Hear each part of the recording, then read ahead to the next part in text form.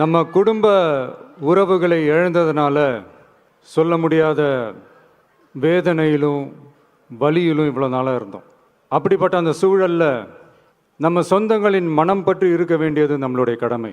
அதனால தான் அவங்களோட சேர்ந்து அமைதி காத்து வந்தோம். ஆனால் இப்படி அமைதி காத்து வந்த நேரத்தில் நம்மளை பற்றி வன்ம அரசியல் வலைகள், அர்த்தமற்ற அவதூறுகள்னு இந்த மாதிரி நிறையா விஷயங்கள் நம்மளை பற்றி பின்னப்பட்டன, பரப்பப்பட்டன.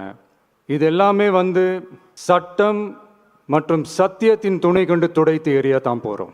பட் அதுக்கு முன்னாடி தமிழக சட்டமன்றத்தில் நமக்கு எதிராக நிகழ்த்தப்பட்ட ஓர் உரைக்கு ஒரு நாகரிக பதிலடி கொடுக்கணும்னு நான் நினைக்கிறேன்.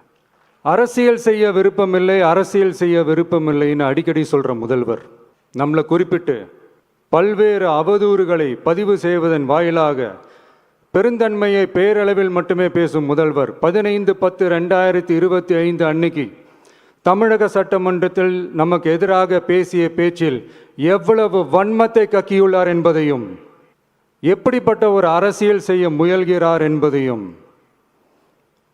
தமிழக மக்கள் உணராமலா இருப்பாங்க.